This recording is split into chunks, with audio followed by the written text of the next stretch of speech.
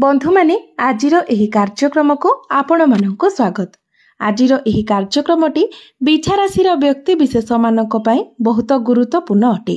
कारण बिछा राशि व्यक्ति विशेष मानकर जीवन एही सावित्री अमावास्या ठारू बदलिबाको जाउछि।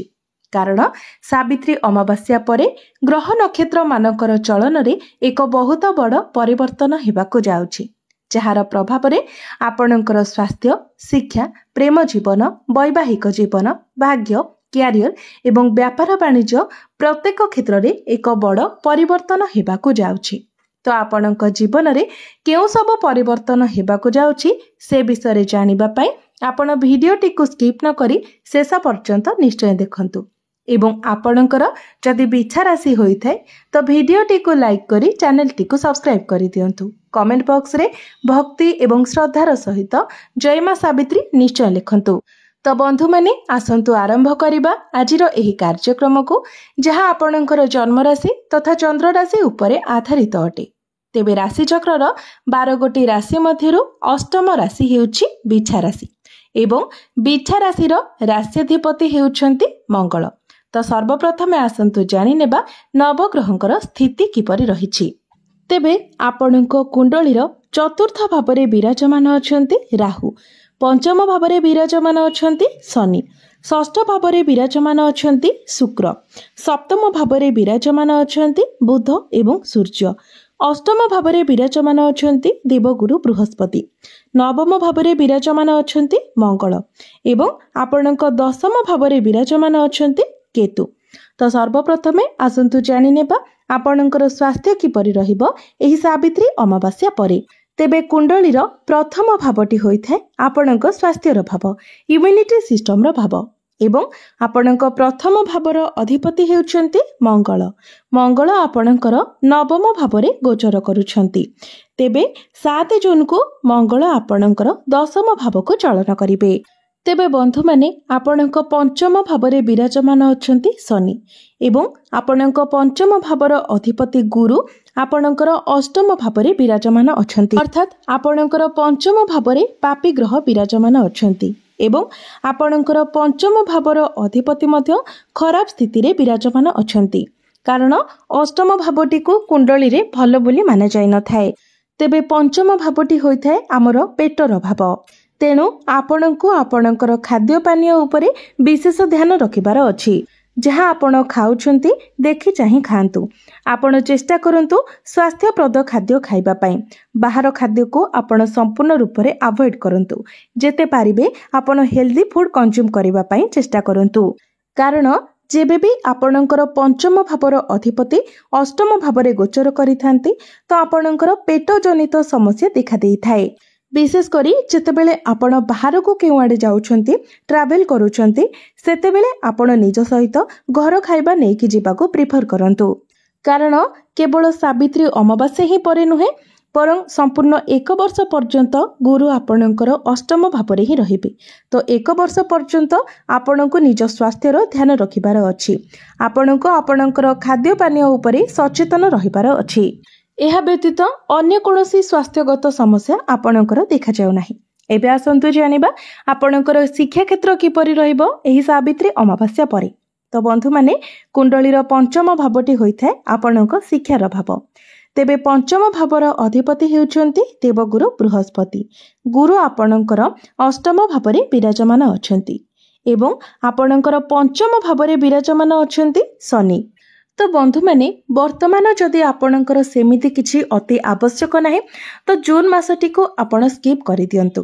पाठपढ़ा रिलेटेड जदि आपण किछि बड़ डिसीजन नेबा पई चाहुछंती किबा आपणकर किछि एडमिशन करिवार अछि तो आपण जदि जुलाई मासरे करंती ताहा आपणक पई अधिक भल रहिबो। तेबे आपणको गोटिए कथार विशेष ध्यान रखिबार अछि जे आपण निजे ही निजर लक्ष्य निर्धारित करंतु एवं निजर लक्ष्य पथरे अग्रसर हुंतु। अन्य कहार कथारे पड़ी निजर डिसीजन को आपण चेंज करंतु नाही एवं जहां आपण थरे डिसीजन नेइछंती ताकू ही आपण फॉलो करंतु। बारंबार डिसीजन चेंज जदि करिवे तेबे भी आपण समस्या रे पड़ी पारंती। तेबे बंधु माने एथिपाई मु आपणको किछि प्रतिकार मध्य कहिबी। एही प्रतिकार गुडिक आपण प्रत्येक दिन पालन करिवे। एबे आसंतु जानिबा आपणकर प्रेम जीवन किपरि रहिबो एही सावित्री अमावास्या परे।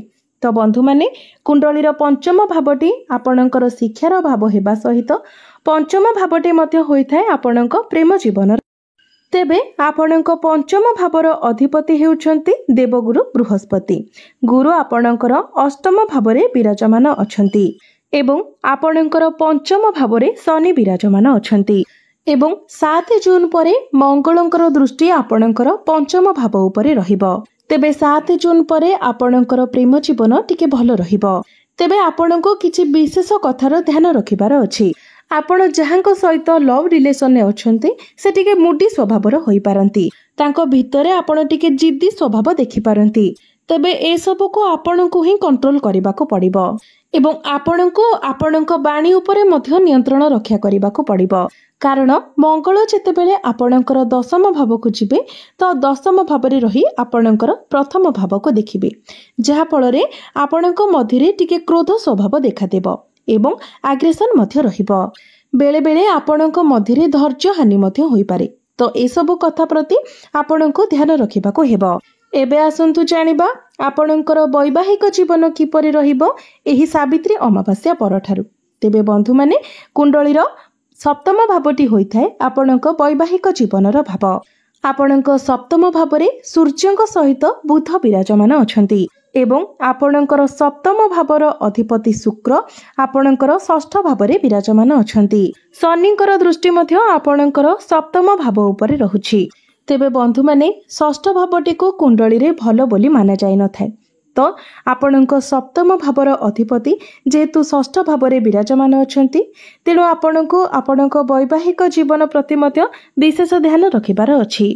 विशेष करी 14-15 जून पर्यंत आपणको आपणक वैवाहिक जीवन प्रति अधिक ध्यान रखिबाको पड़िबो। जेमिति छोट छोट कथा को नेकी आपणक मध्यरे झगड़ा न हुए सेथि प्रति आपणको ध्यान रखिबार अछि। विशेष करी जेतेबेले आपण केवाडे जाउछन्ति किंबा कोनोसी कार्यर आपण आरंभ करूछन्ति सेतेबेले आपणक मध्यरे झगड़ा हबार संभावना अधिक रहुछि। तेणु ए सब को आपण ध्यान रे रखिबा उचित। एबे आसंतु जानिबा सबुठारु गुरुत्वपूर्ण विषय वस्तु आपणकर भाग्य, क्यारियर एवं व्यापार वाणिज्यर स्थिति किपरि रहिबो एही सावित्री अमावास्या परे। तो बंधु माने कुंडलीर नवम भावटी होइथाय आपणक भाग्यर भाव। तेबे आपणक नवम भावरे विराजमान अछन्ति मंगल। आपणक भाग्य भावर अधिपति हेउछन्ति चंद्रमा, जे कि प्रति 2 दिन रे निजर राशि परिवर्तन करिथांती। तेबे भाग्य दृष्टि आपणक पई सावित्री अमावास्या परर समय बहुत भल रहिबो।